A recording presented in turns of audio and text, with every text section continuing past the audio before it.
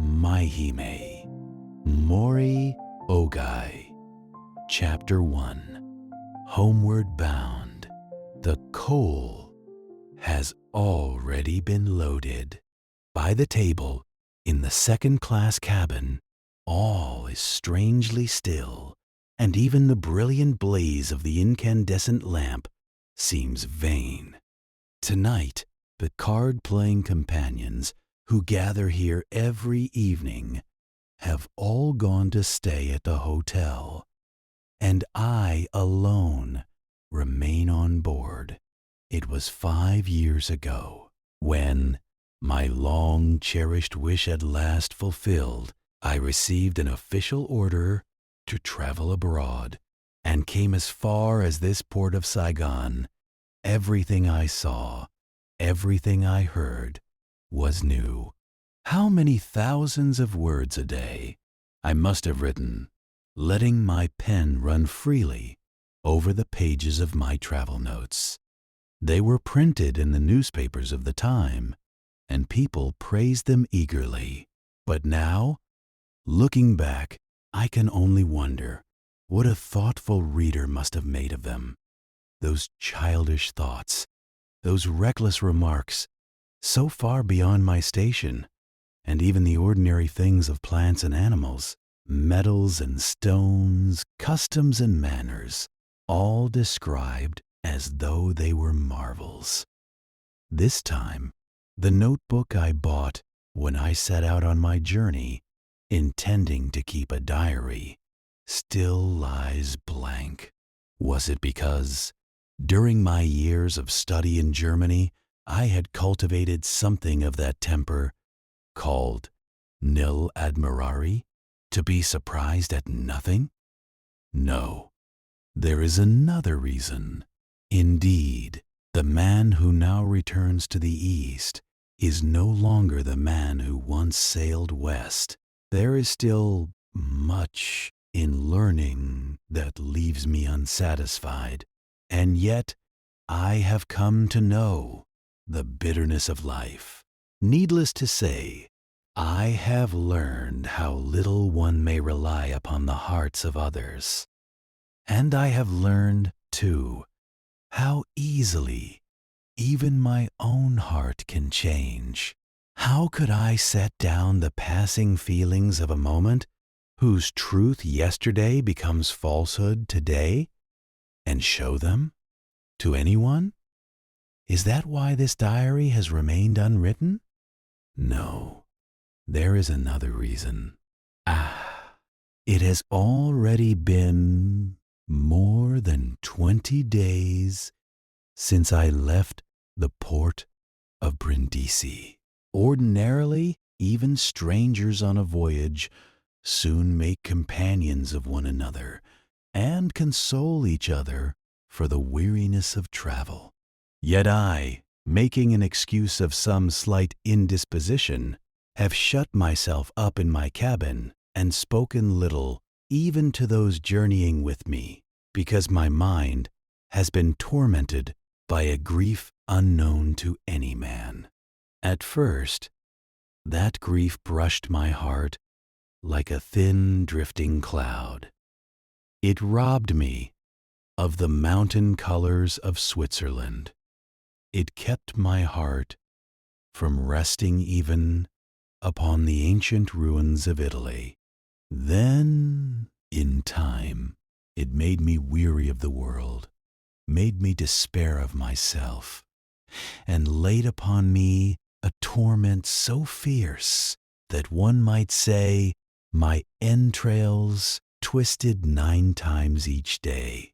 Now it is hardened in the depths of my heart into nothing more than a single shadow. And yet, whenever I read a letter, whenever I look upon anything, like an image reflected in a mirror, like an echo answering a voice, it calls forth an endless longing for the past and tortures my heart again and again. How am I to erase this grief?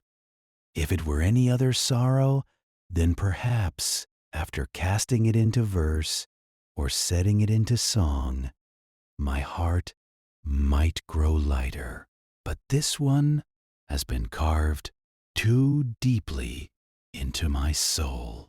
And yet, tonight there is no one about.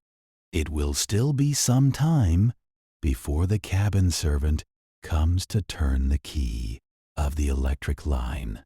So then, let me at least set down its outline in writing. From early childhood, under the stern discipline of my household, I had been raised with rigor. My father died while I was still young, yet my studies neither declined nor faltered.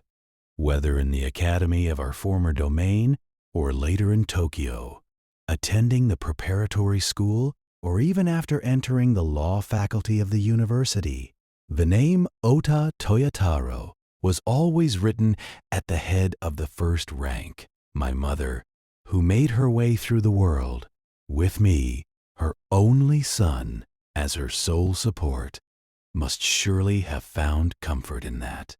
At 19, I received my degree, an honor, people said, without equal from the founding of the university.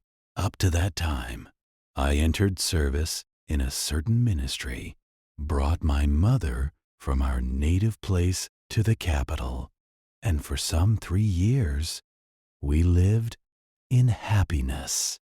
Then, being especially favored by my superior, I was ordered to travel abroad and investigate the affairs of one branch of administration. At last, I thought the hour had come to make my name and raise my house. So full was I of that swelling ambition that even parting from my mother, already past 50, did not strike me as deeply sad. And so, leaving home far behind, I came at last to the city of Berlin. With a vague hunger for distinction and the disciplined strength of study to which I was long accustomed, I found myself all at once standing in the heart of this great new capital of Europe. What brilliance was this that struck at my eyes? What splendor was this that sought to bewilder my heart when one translates its name as under the linden trees? It sounds a place of quiet grace.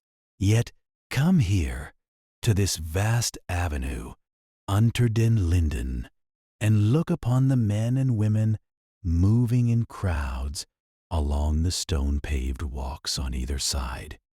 Officers strode there, chests forward, shoulders high. Lovely girls, adorned in Paris fashions, passed in brilliant dress. Everywhere the eye was startled. Carriages of every kind glided soundlessly over the asphalt roadway. Between the soaring buildings, where the line of roofs broke open, fountains leapt and poured, their waters making in the clear air a sound like sudden rain. And in the distance, beyond the Brandenburg Gate, rising half into the sky through crossing branches of green, stood the goddess atop the victory column.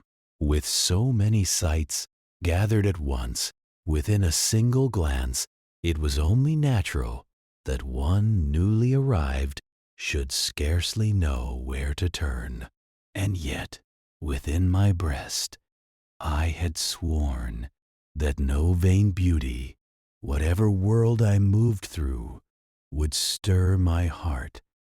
So I held back the outward things that pressed upon me and kept them at a distance. The Prussian officials, to whom I presented myself, having rung the bell, been shown in, produced my official letters, and declared the purpose of my coming from the East.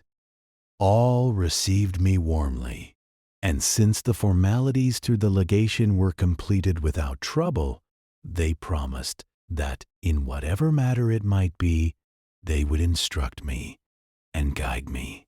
It was a blessing, too, that back in my native land, I had studied German and French. When they first met me, there was not one among them who did not ask where and by what means I had acquired such learning. And whenever official duties allowed, having already received permission, I entered the university there and had my name inscribed in the register, meaning to study political science. As 1 month and then another passed, the official arrangements were completed, and the investigation I had been sent for advanced steadily. Those matters that required haste I shaped into reports and sent off at once. Those that did not, I copied down and preserved, until in the end I had produced who knows how many volumes. As for the university, there was no special course there, such as my childish imagination had once pictured for the making of statesmen. Still, wavering between this path and that, I resolved at last to attend the lectures of 2 or 3 jurists, paid my fees, and went to listen. Thus, some 3 years passed, like a dream. But when the hour comes, it seems that a man's true tastes cannot forever be concealed. From the days when I obeyed my father's dying wish, followed my mother's teaching, and studied without slackening, pleased to be praised as a prodigy, to the years when I served tirelessly, gladdened by the thought that my superior rejoiced to have found a useful man. All that while, I had become a creature of impulse and mechanism, without knowing it myself. Now, at 25, having long breathed the free air of the university, something in my heart would no longer remain still. My true self, which had lain hidden deep within, began little by little to appear as though it were assailing the self I had been until yesterday. I began to understand that I was not suited to become a statesman meant to soar in this age, nor was I fit to be a lawyer, one who memorizes legal codes and passes judgment upon men. Privately, I thought this. My mother had wished to make of me a living dictionary, and my superior a living law. A dictionary I might still endure being, but to become the law itself, that I could not bear. Until then, even in petty matters, I had replied with the greatest care, but from about that time, in the letters I sent my superior, I began more and more to argue that one ought not to entangle oneself in the minutiae of legal systems, that once one had grasped the spirit of law itself, the 1,000 confused particulars would split open like bamboo. At the university, too, I turned aside from lectures in law and gave my heart instead to history and literature, until at last I entered that state of slowly savoring sweetness, like chewing cane.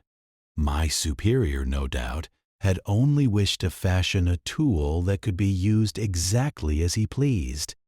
How could he welcome a man with independent thoughts, with a bearing unlike other men? Thus the danger of my position was already near, and yet that alone might not have sufficed to overturn me. Among the Japanese students in Berlin, there was a certain influential circle with whom I had long stood in unpleasant relations. Those men came to suspect me, and in the end, to slander me. And yet, was even that without some cause? because I would neither raise a mug of beer with them nor take up a billiard cue. They must have ascribed it to stubbornness and to a severe command of desire. They mocked me and they envied me, but that only shows they did not know me. Ah, even I myself had scarcely understood the truth of it. How could others have known? My heart was like the leaves of the sensitive tree. Touch it, and it shrank away. My heart was like a maiden's. From childhood on, I followed the path of learning, and later the path of service, not because I possessed real courage, but because what seemed strength in endurance and study was in truth only self-deception, and deception of others as well. I had merely gone straight ahead along the road others laid down for me. It was not that my heart remained undisturbed, because I had the courage to cast the world aside and never look back. No, I feared the world, and by that fear I bound my own hands and feet. Even before I left my homeland, I never doubted that I was a man of promise, nor that my heart was strong enough to endure. Ah, but that too was only for a time. Until the ship departed Yokohama, I fancied myself a splendid hero, and yet when I found my handkerchief soaked with tears, I could not restrain. But that, far more truly, was my nature. Whether this heart was mine from birth, or whether it grew because I lost my father young and was raised in my mother's hands, I do not know. That they mocked me was one thing, but that they envied me, was that not absurd? To envy such a weak and pitiful heart as mine. When I saw a woman, her face painted red and white, wrapped in garments of glaring color, sitting in a cafe and luring in customers, I had not the courage to go to her. When I saw one of those Lebamans, with tall hats on their heads, spectacles clamped to their noses, speaking in that nasal tone, which in Prussia passed for aristocratic, I had not the courage to go and join them either. Lacking such courage, how could I have mingled with those lively countrymen of mine? Because my relations with them remained so distant, they did not merely mock me and envy me. They came, in time, to suspect me as well. And this became the means by which I was made to bear false accusations, and within a short while to pass through measureless hardship. Chapter 2. The Girl at the Gate. One evening, while wandering at leisure through the zoological garden, I passed along Unter den Linden and was on my way back to my lodging in Monbijou Street when I came before the old church in Closter Lane. Again, I crossed that sea of lights and entered this narrow, shadowed alley. There were houses whose upper wooden rails still held out drying sheets and undergarments, a tavern at whose door stood an old Jewish man with long whiskers, rented dwellings where one staircase rose straight to the upper floors, while another led down to the cellar home of a blacksmith.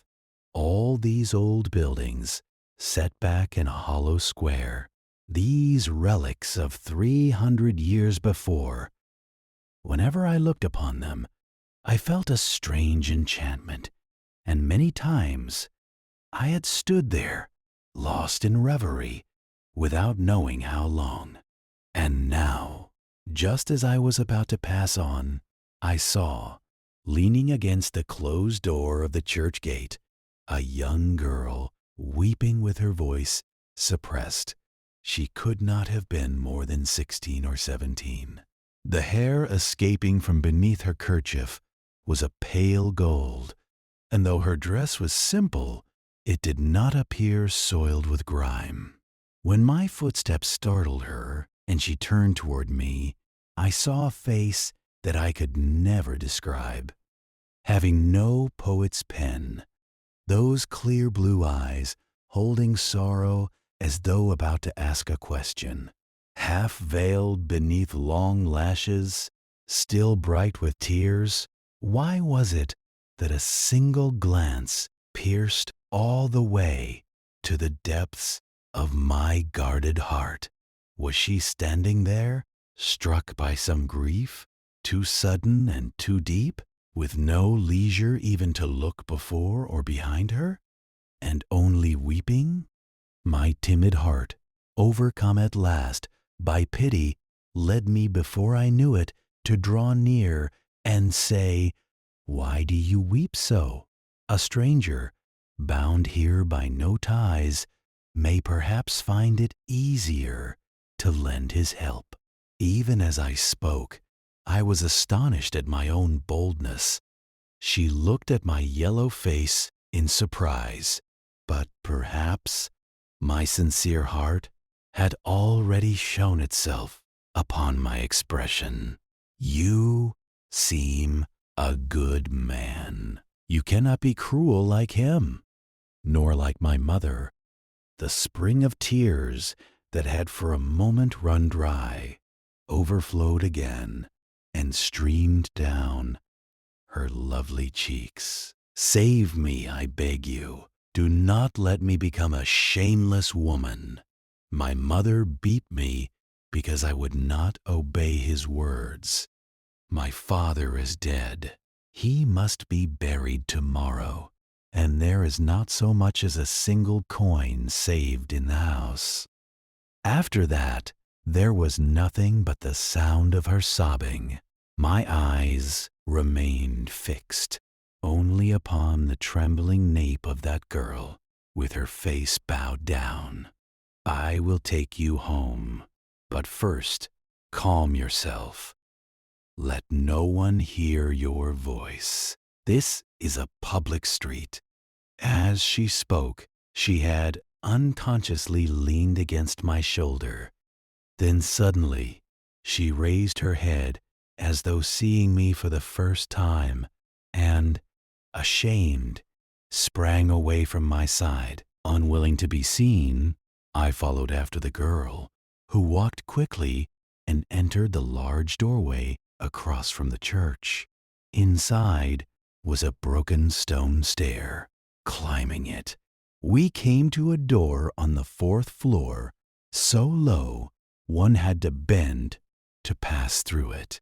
The girl seized the bent end of a rusted wire and pulled hard. From within came the withered voice of an old woman coughing. "Who is it?" she called. Before the girl could answer, "It is Elis. I have returned." The door was flung open roughly. There stood an old woman, her hair half white, her face not evil in itself, yet marked upon the brow with the trace of poverty and suffering. She wore an old fur-lined garment and stained slippers. When Elis bowed to me and entered, the old woman, as though she could wait no longer, shut the door with violence. For a moment, I stood there, bewildered. Then, by the light of an oil lamp shining through, I made out the name painted on the door in black lacquer, Ernst Weigert, and beneath it, Taylor. That, no doubt, was the name of the dead father the girl had spoken of.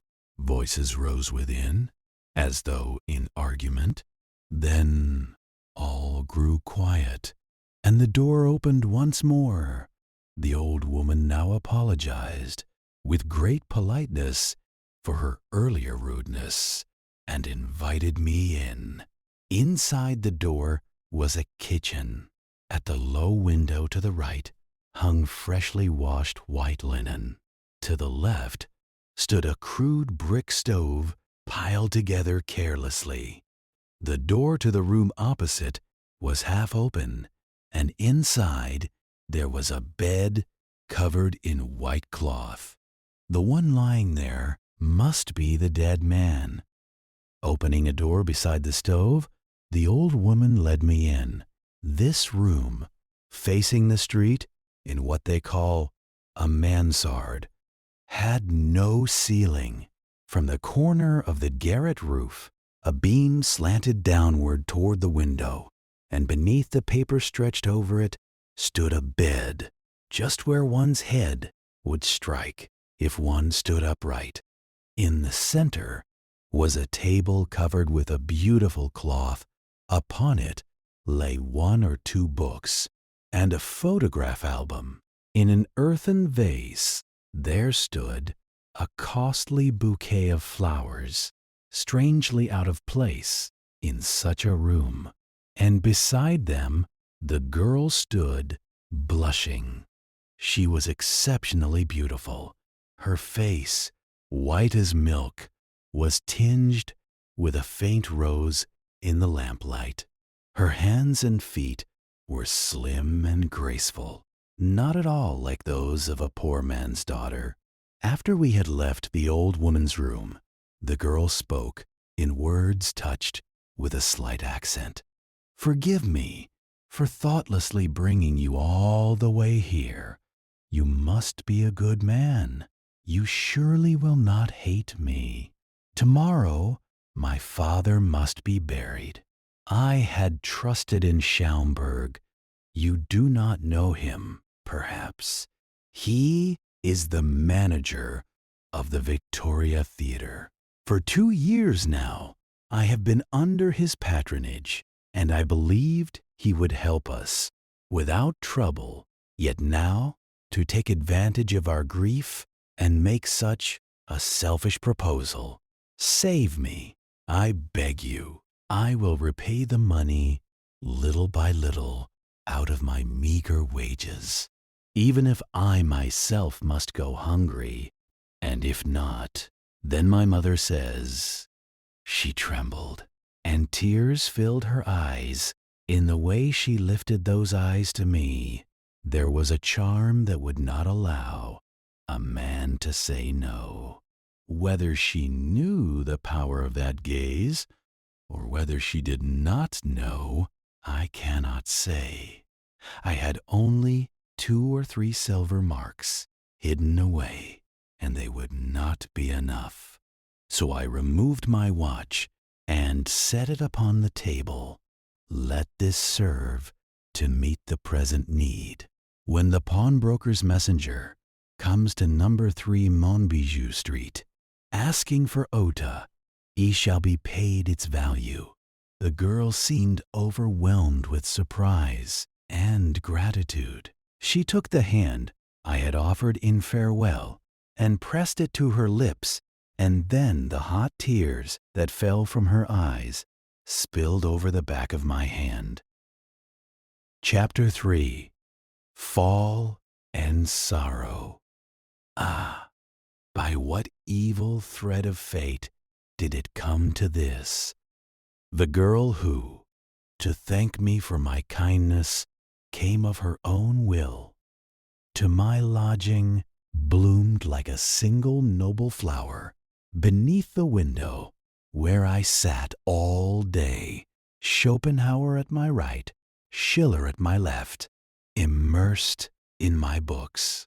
From that time on, the bond between the girl and me grew steadily closer, and once even my countrymen came to know of it. They were quick enough to assume that I too was one of those who hunted among the ranks of dancing girls for pleasure, though between us two there had existed still nothing but innocent delight. Though I hesitate to speak his name, there was, among my compatriots one who delighted in meddling.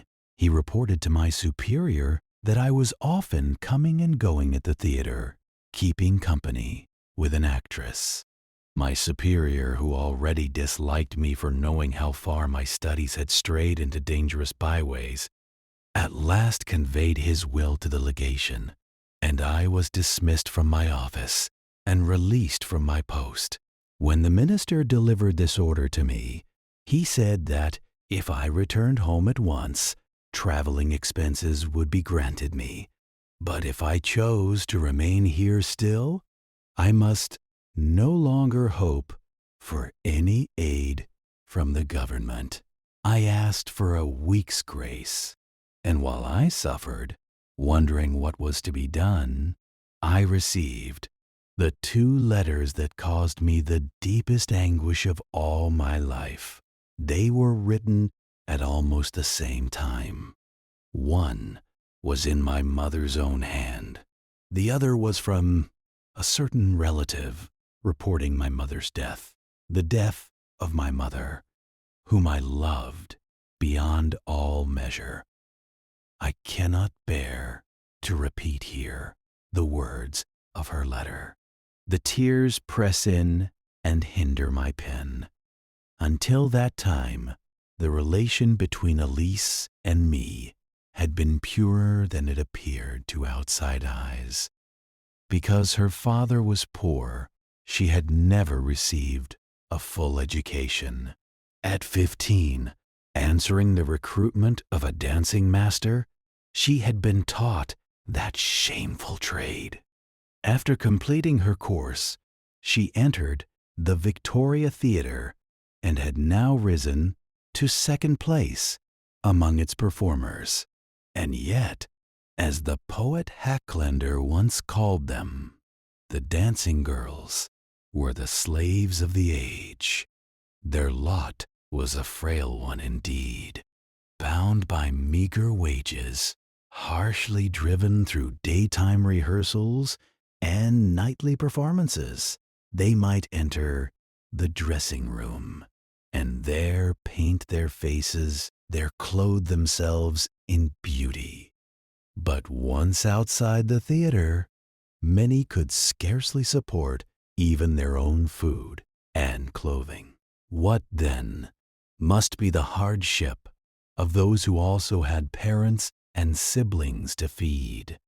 So it is said that among their number, few do not in the end fall into the lowest and vilest of trades.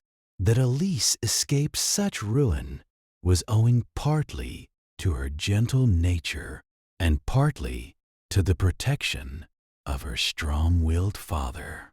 From childhood, she had loved reading as one might expect, but all she could lay hands on were the vulgar novels circulated by lending libraries, the sort they call colportage. After she came to know me, however, she began reading the books I lent her.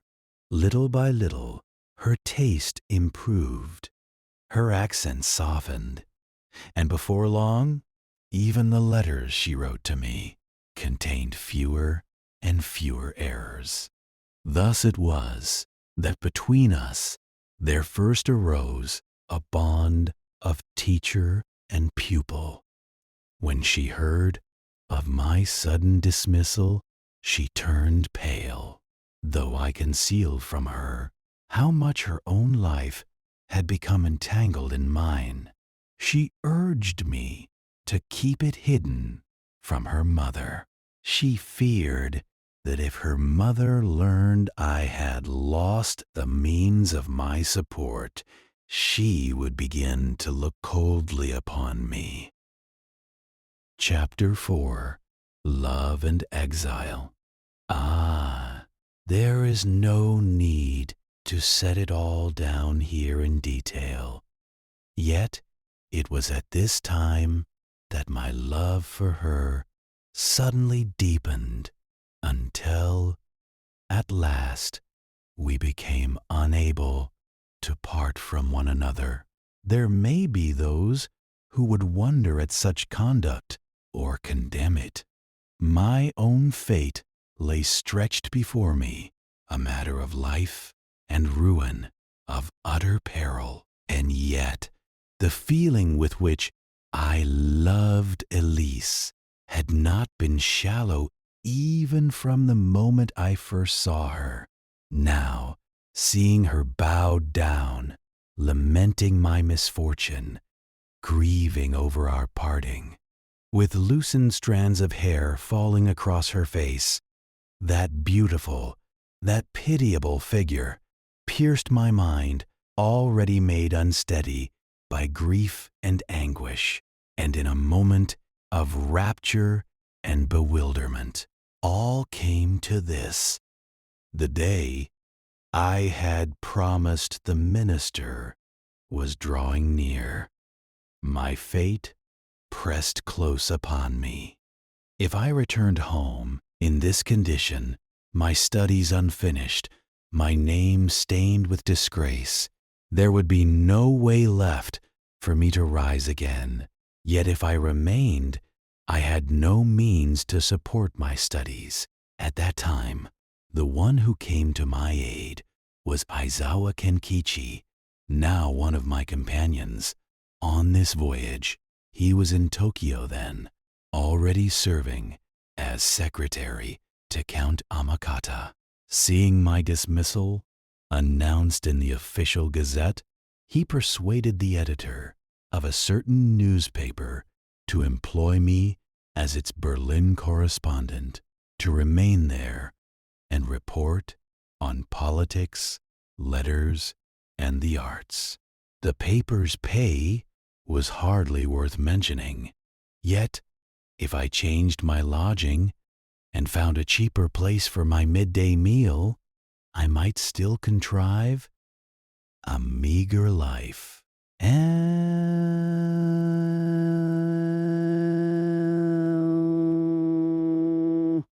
one who showed the true sincerity of her heart and cast me a saving line was Elis. How she persuaded her mother, I do not know, but I came to lodge with them.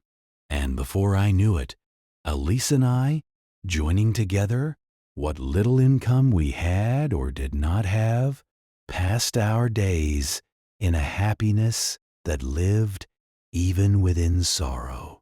When the morning coffee was finished, she would go to rehearsal, or, on days when she stayed at home, I would go instead to a narrow-fronted, deep-set reading room on Koenig Street, where I read every newspaper I could find, took out my pencil, and gathered material for one article after another.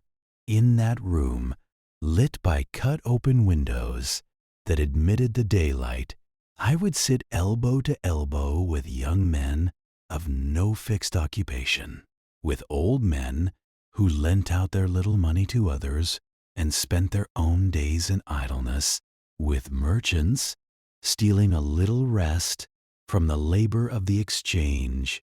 There, over a cold stone table, I would run my pen with anxious haste, never even noticing that the single cup of coffee brought by the little waitress had gone cold beside me. To those who did not know me, what must they have thought, seeing this Japanese man coming and going again and again beneath that wall hung with long, narrow boards holding countless newspapers already read, and near 1 o'clock, on days when she had gone to rehearsal, there were perhaps some who watched in wonder as this girl, so light she might have danced upon the palm of one's hand, passed by on her way back, and left the shop with me at my side. My studies fell into ruin. In the garret, under the faint light of a single lamp, while Elis returned from the theater and sat beside me, sewing by her chair, I wrote articles for the newspaper at the table near her, How different this was from those former days when I gathered the dead leaves of legal articles upon the page. Now, I joined together the vigorous movements of politics and criticism of new developments in literature and art, and as far as my powers allowed, I shaped my thoughtless by Bjornson, then by Heine, and wrote many kinds of articles. Among them, because the deaths of Wilhelm I and Frederick III followed one after another, and the accession of the new emperor and the uncertain fate of Prince Bismarck were matters of such consequence, I made my reports on these affairs with particular fullness. Thus, from about that time, I grew busier than I had expected. It became difficult even to open the few books I owned and return to my former studies. My name had not yet been struck from the university rolls. Yet, because it was hard to pay the fees, even the single lecture course I had kept, I could attend only rarely. My studies fell into ruin. And yet, in another sense, I gained a new kind of insight. What do I mean by this? Among the nations of Europe, there are surely few to equal Germany in the wide diffusion of learning through the common world. Among the arguments scattered through hundreds of newspapers and journals, many were of the highest order. From the day I became a correspondent, with that single faculty of discernment I had cultivated in the days when I still went often to the university, I read and read again, copied and copied again, until the knowledge that had once run only along a single track grew of itself, more comprehensive, more synthetic, and I reached a range of understanding that most of the Japanese students around me would never have dreamed of. Some among them could scarcely even read the editorials of a German newspaper properly. Then came the winter of Meiji 21.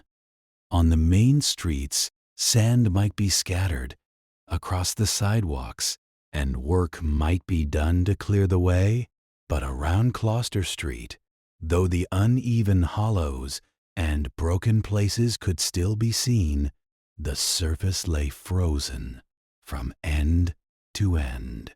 When one opened the door in the morning, it was pitiful to find sparrows starved and frozen, fallen dead.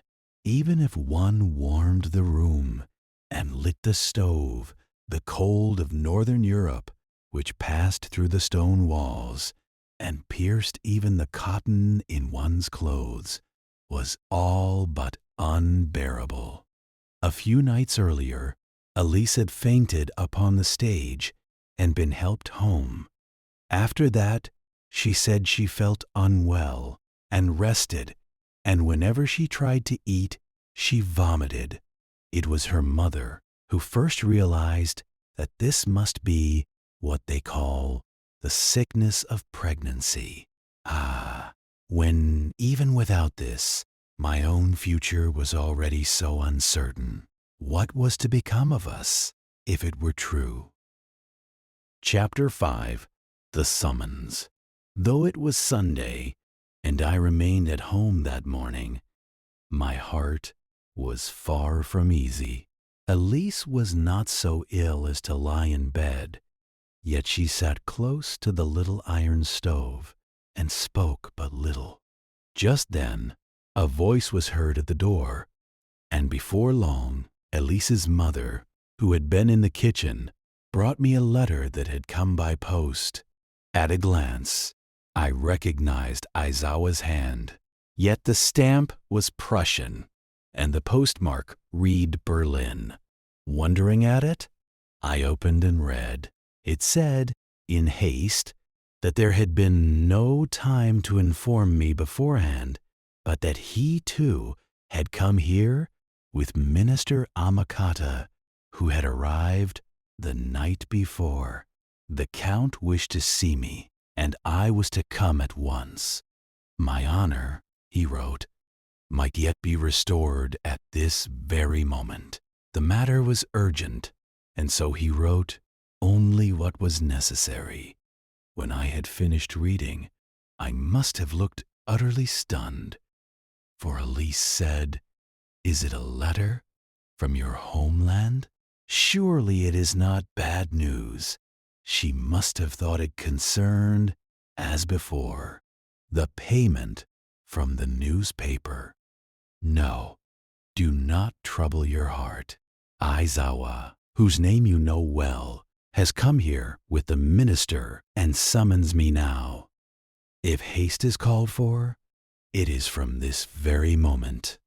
Even a mother sending forth her beloved only child could scarcely have taken more care than Elis did then, thinking that I might have to present myself before a minister. She forced herself up, despite her illness, chose for me the whitest underlinen, brought out the double-breasted coat. She had carefully put away the one called a gerok, and with her own hands tied my neckcloth for me. Now no one could say you look anything but proper. Look at yourself in my mirror. Why do you wear such a troubled face? I wish I might go with you. Then, changing her expression a little, she said, "No, seeing you dressed so, you do not somehow seem my own Toyotaro."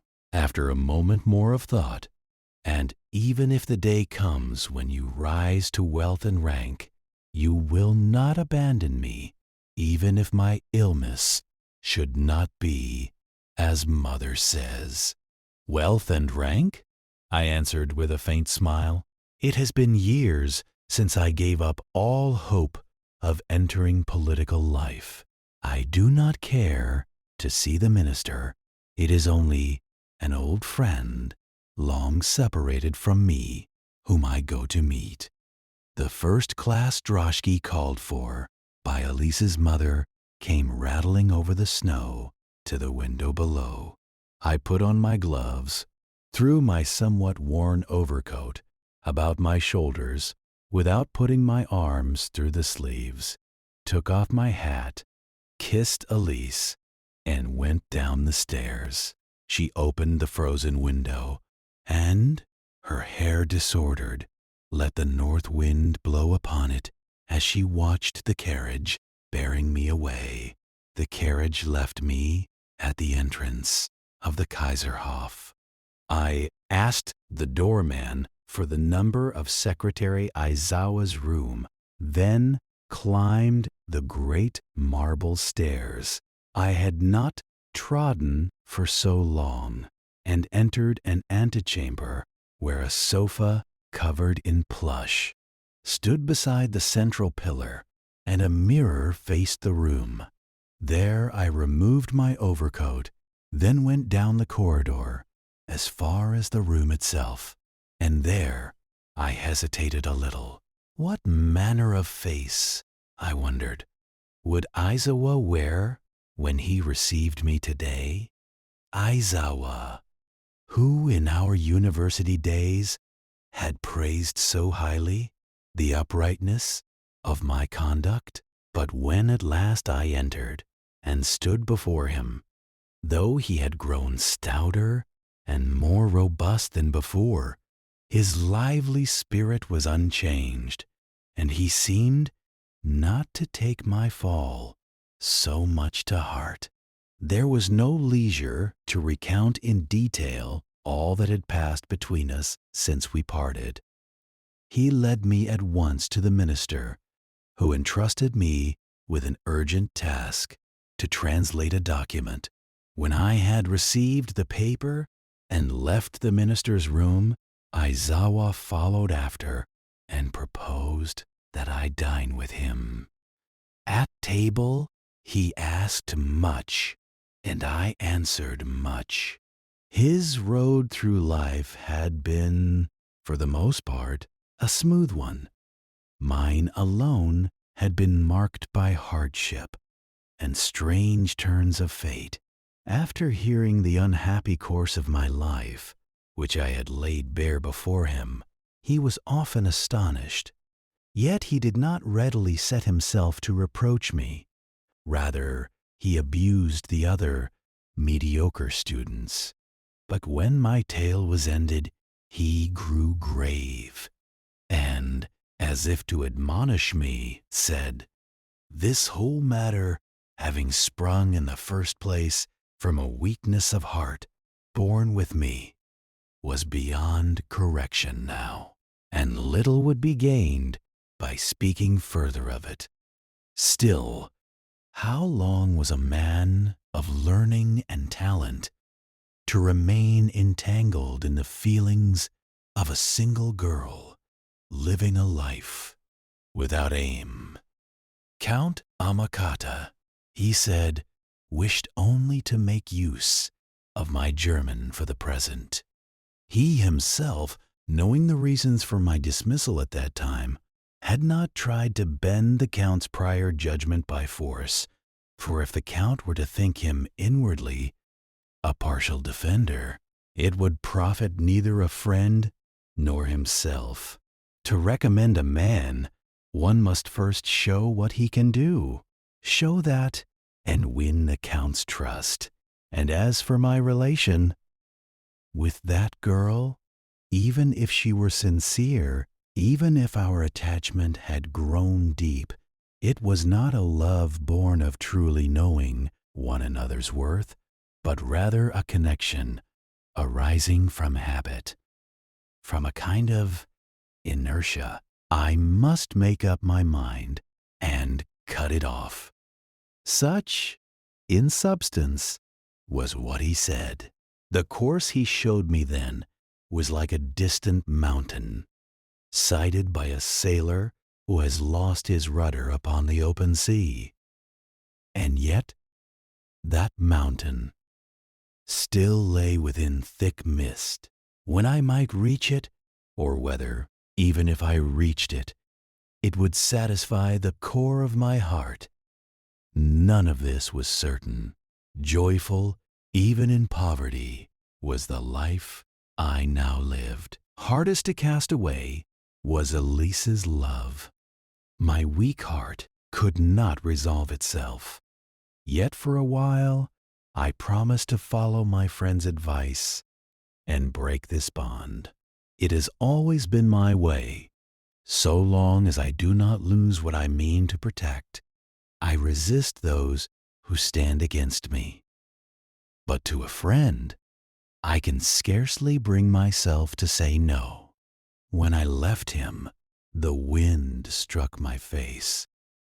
I had just come out from the dining room of the hotel, with its double glass windows fast shut and its great ceramic stove burning hot. So, the cold of 4 in the afternoon, passing through my thin overcoat, felt all the more unbearable. My skin shuddered, and with it I felt within my heart another kind of cold. The translation was finished in a single night. From then on, my visits to the Kaiserhof gradually grew more frequent. At first, the Count spoke to me only of business, but before long, he began to ask my opinion about various matters, things that had lately occurred in our homeland. And, from time to time, he would tell with a laugh of the blunders people had made along the way. About a month later, one day the Count suddenly turned to me and said, "Tomorrow I depart for Russia. Will you come with me?" For several days I had not seen Aizawa, who was occupied without respite in official duties. So this question came upon me all at once and took me by surprise. How could I fail to obey your command Thus did I expose my own shame. That answer was not spoken from any swift and deliberate resolve. Rather, whenever a man in whom I have come to place my trust suddenly asks something of me, there are times when, in that instant, without measuring the full reach of what I am saying, I agree at once. And then, even after agreeing, even when I come to see how difficult the thing will be, I often force myself to conceal how vacant my heart was at that moment, and endure and carry it through. That day, along with payment for the translation, I was even given travel expenses. I brought the money home and entrusted the translation fee to Elis. With this, she should be able to meet expenses until I returned from Russia. A doctor had seen her and said that her condition was not an ordinary one, because she had long been of an anemic constitution. We had not noticed it for some months.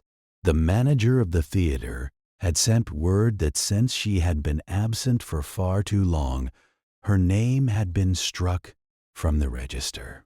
It had only been about a month, yet such severity could only mean there was some reason for it. Still, she did not seem to torment herself greatly over my departure. She trusted completely in the sincerity of my heart, since it was not a journey of any great distance. By rail, there was little preparation. I packed only the black formal suit I had borrowed to fit myself, the newly purchased Gotha almanac of the Russian court nobility, and 2 or 3 dictionaries, all in a small valise. And because these were days already filled with anxieties enough, it seemed wretched to leave behind one who must remain after me, and shameful besides, if tears should be shed at the station. So early the next morning, I had Elis go out with her mother to call upon someone they knew. I made myself ready for travel, locked the door, left the key with the shoemaker who lived by the entrance, and went out. As for that journey to Russia, what is there to recount? My task as interpreter snatched me up at once and cast me into the heights, while I accompanied the minister's party and remained in Petersburg. I found myself surrounded by the adornments of a royal court that seemed to have taken the utmost luxury of Paris and transplanted it into a world of ice and snow. Countless yellow wax candles deliberately set alight the glittering reflections of stars of decoration, and epaulettes beyond number. The flicker of ladies' fans as they sat forgetting the cold before fireplaces wrought with consummate art.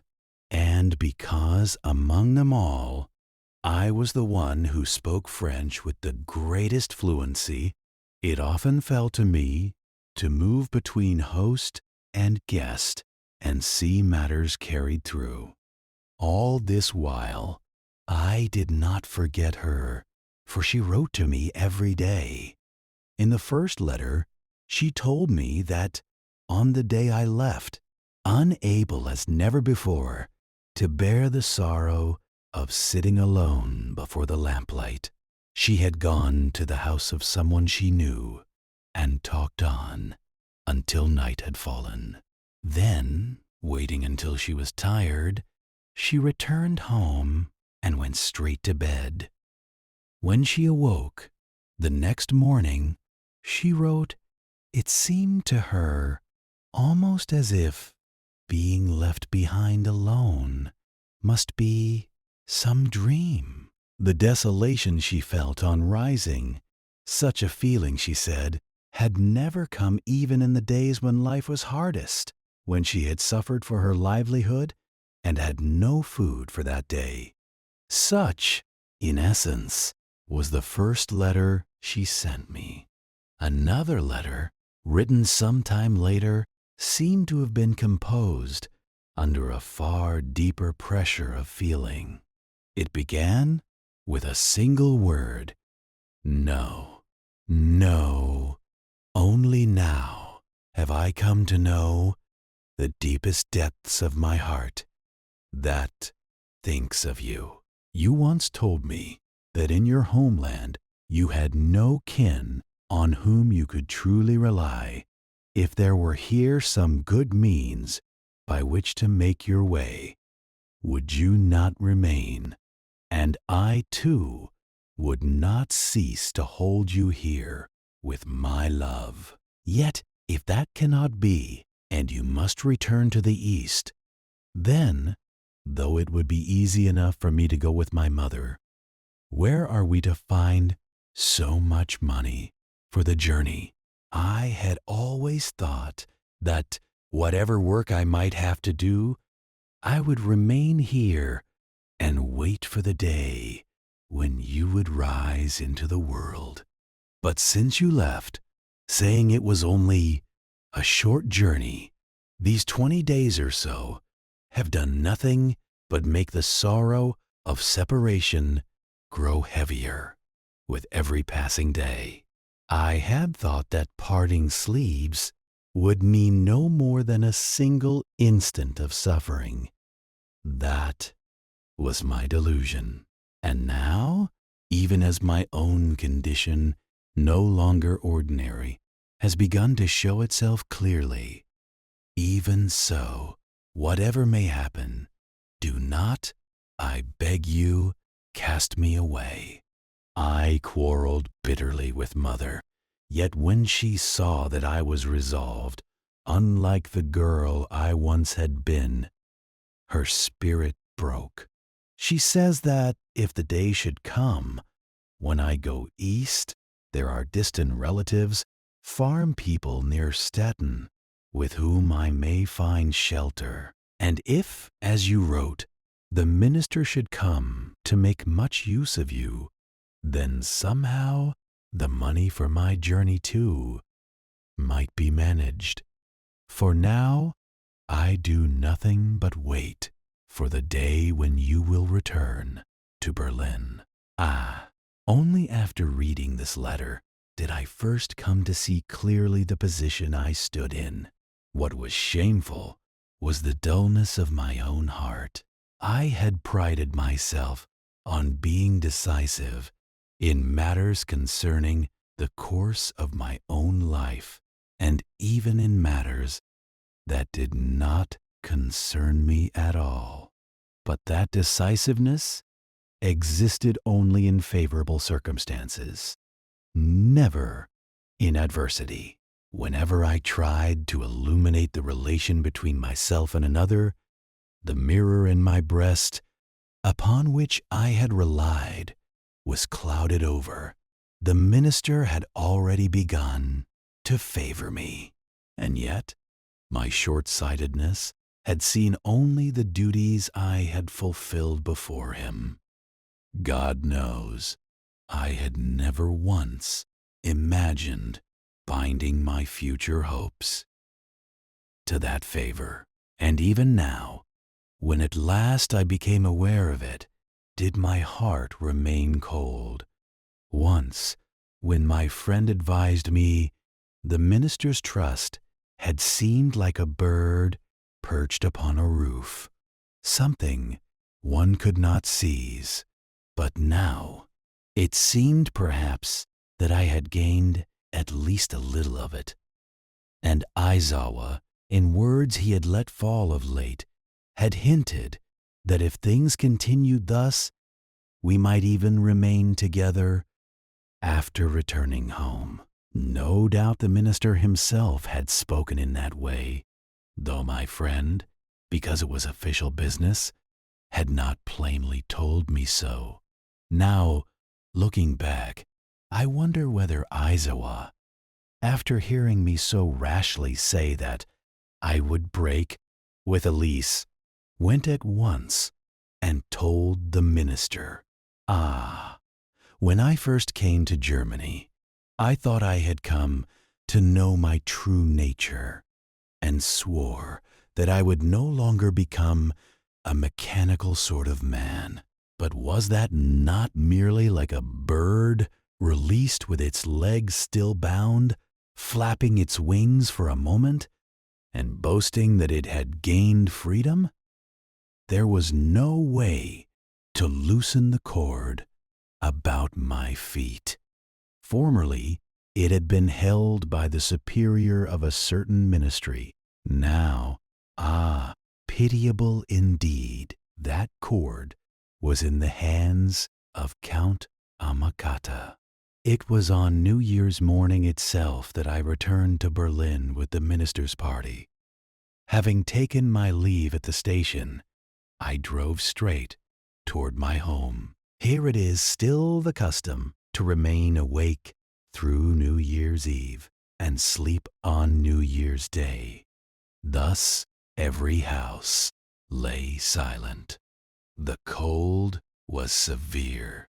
The snow upon the road had hardened into angular shards of ice that glittered brilliantly in the clear daylight.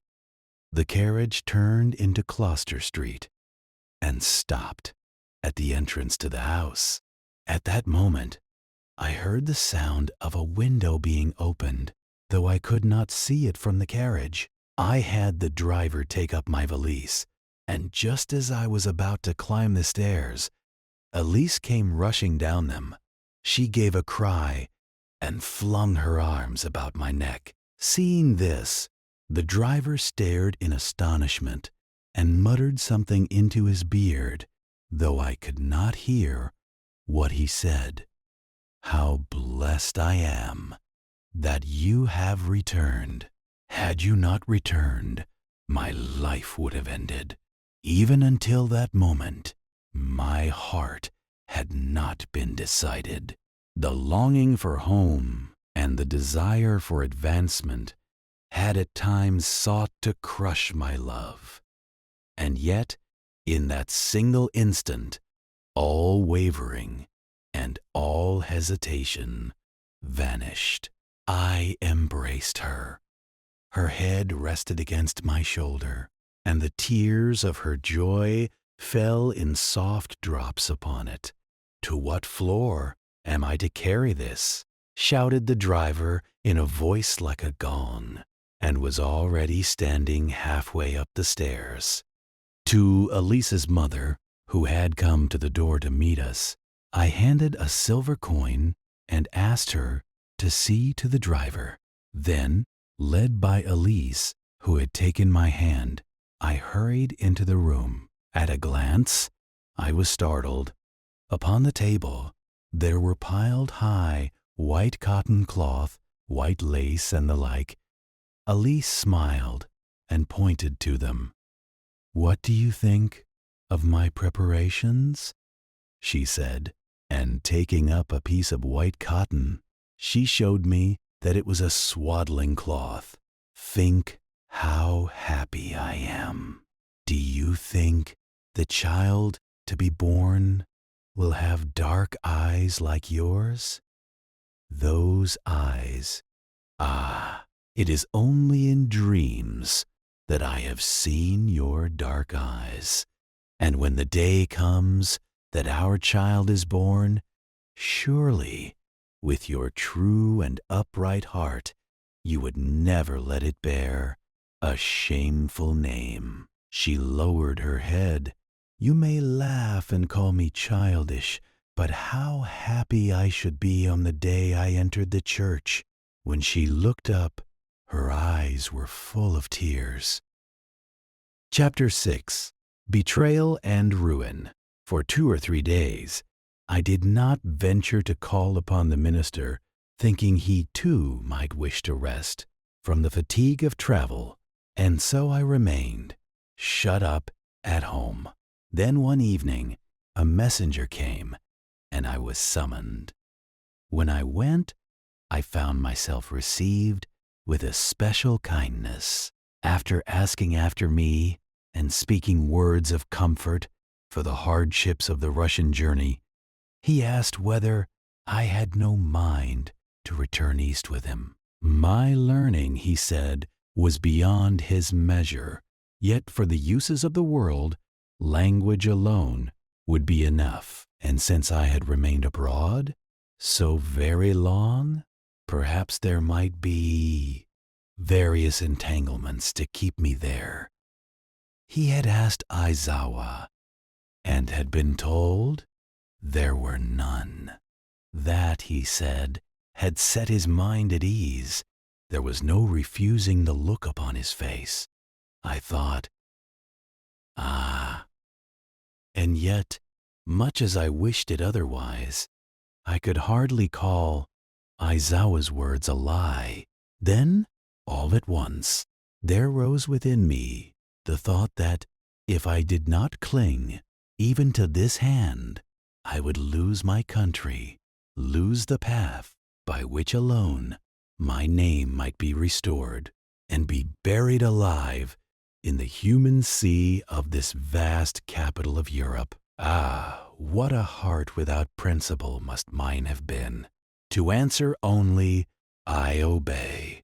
And yet, though I might possess a brow of iron, what could I possibly say to Elis when I returned?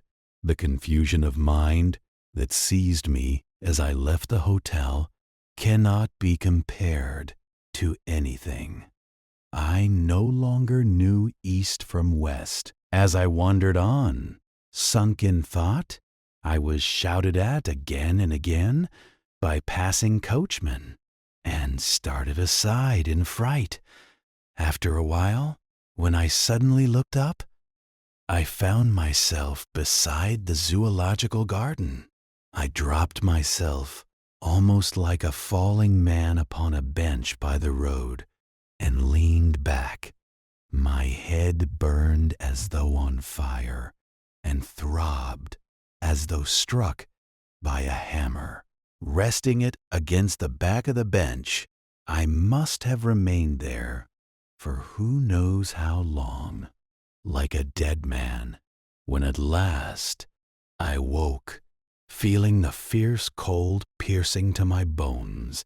Night had fallen and the snow was coming down thickly.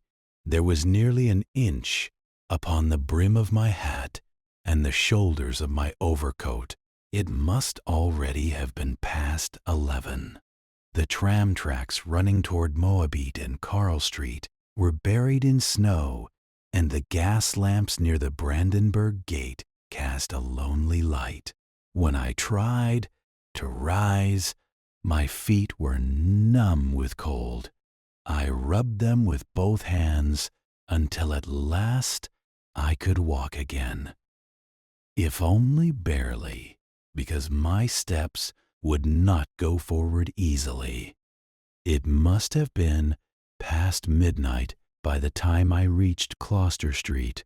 How I came that far, I do not know. It was early January. The taverns and cafes of Unter den Linden must still have been lively, with people coming and going in numbers, and yet I remember none of it. My mind was full of only one thought, that I was an unforgivable sinner. In the garret on the 4th floor, it seemed Elis was still awake.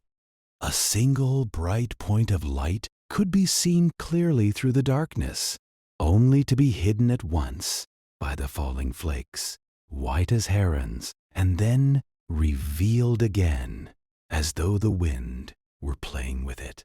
From the moment I entered the doorway, I felt my exhaustion.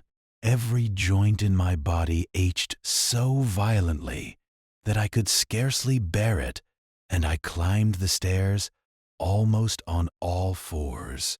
Passing through the kitchen, I opened the door and entered the room. Elis, who had been sitting by the table, sewing swaddling cloths, turned and cried out, "Ah! What has happened to you? What has become of your appearance?" And no wonder. She was startled. My face was pale as death. At some point, I had lost my hat. My hair hung loose and wild. Since I had stumbled and fallen again and again in the street, my clothes were stained with snow and mud, and torn in places. I tried to answer, but no voice came. My knees shook so violently, I could not remain standing. I remember only that I reached for a chair, and then, just as I was, I fell to the floor. It was not until some weeks later that I returned to full awareness. My fever had been fierce, and I had spoken nothing but delirium. All that while, Elis had tended me with unwearying care. One day Aizawa came to visit, learning in full the course of events I had concealed from him. He reported to the minister only that I was ill and arranged matters as best he could. It was then, for the first time, that I truly saw Elis as she sat beside my sickbed, and I was shocked at how greatly she had changed. Within those few weeks, she had grown terribly thin. Her bloodshot eyes had sunk deep. The grayness had fallen across her cheeks. By Aizawa's help, our daily living had not sunk into utter want, and yet this benefactor had killed her in spirit. Later I heard what had happened. When she met Aizawa, she learned of the promise I had given him, and also of the ascent I had made that evening before the minister. At once she sprang to her feet, her face turning the color of earth, and cried out, "So, my lord Toyotaro, was it thus to this degree that you meant to deceive me?" Aizawa called her mother. Together they lifted her and laid her on the bed. After a while, she opened her eyes again, but stared straight before her, recognizing no one beside her. She called my name and cursed me fiercely. She tore at her hair. She bit the quilt. Then, suddenly, as if some thought had come back to her, she began searching for something with her hands. Whatever her mother took up and gave her, she flung away at once. But when at last they handed her the swaddling cloth that had been lying upon the table, she touched it, pressed it to her face, and wept. From that time on, she no longer raved. Yet the workings of her mind were almost wholly gone, and her helplessness became like that of an infant. A doctor was called. He said that, because of the sudden shock of excessive mental anguish she had fallen into, what he named paranoia, and that there was no hope of recovery. They tried to place her in the asylum at Daldorf, but she refused. With cries and screams, afterward, she kept that one swaddling cloth always upon her. Again and again, she would take it out, look at it, and then sob over it. She never left my bedside, yet even that did not seem to spring from any conscious mind. Only from time to time, as though some dim thought had risen within her, she would murmur, the medicine, my own illness, never fully healed." How many times did I pour out 1,000 streaming tears, holding in my arms that living corpse, which was Elis. When at last I set out to return east in attendance upon the minister, Aizawa and I consulted together and gave Elis's mother enough capital to support the barest livelihood. We also entrusted to her the matter of the child still left within the womb of that poor mad woman. A friend such as Aizawa Kenkichi would be hard to find again in this world. And yet, to this very day, there remains within my mind one point at which I cannot help but hate him.